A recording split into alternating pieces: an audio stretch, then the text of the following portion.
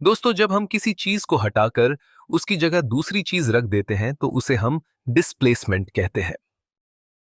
और अगर यही प्रोसेस किसी केमिकल रिएक्शन में एटम्स के साथ हो तो वो रिएक्शन डिस्प्लेसमेंट रिएक्शन कहलाता है। इन रिएक्शंस में जो सब्सटेंस ज्यादा रिएक्टिव होता है वो अपने से कम रिएक्टिव सब्सटेंस को डिस्प्लेस करके उसकी जगह ले लेता है।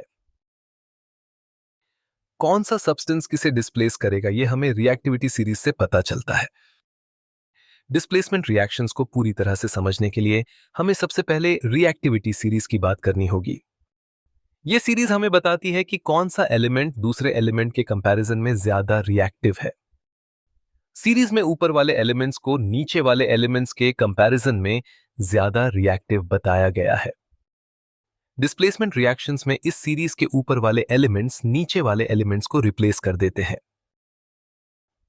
For example, copper sulphate solution का रंग नीला होता है। जब हम इसमें आयरन ऐड करते हैं तो धीरे धीरे इस सॉल्यूशन का रंग नीले से हरा होने लगता है। ऐसा इसलिए होता है क्योंकि आयरन कॉपर से ज्यादा रिएक्टिव मेटल है।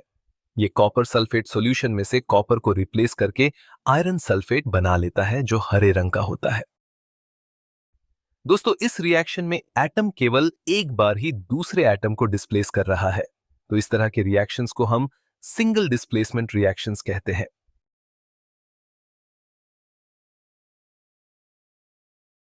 दोस्तों, ये आपके सामने सिंगल डिस्प्लेसमेंट रिएक्शंस के कुछ और एग्जांपल्स हैं।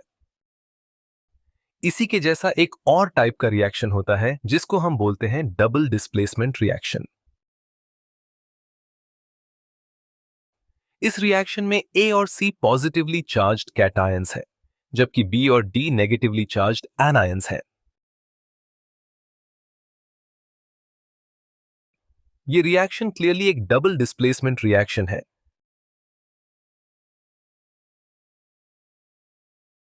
एग्जाम्पल की बात करें तो जब हम पोटेशियम आयोडाइड और लेड नाइट्रेट को मिक्स करते हैं तो कुछ ऐसा रिएक्शन होता है। इस रिएक्शन में दोनों ही कंपाउंड्स के कैटायंस और एनायंस ने अपनी अपनी जगह एक्सचेंज करके नए कंपाउंड्स बना डाले।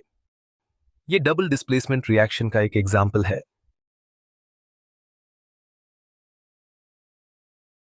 दोस्तों, ये आपके सामने डबल डिस्प्लेसमेंट रिएक्शन के कुछ और एग्जाम्पल्स हैं।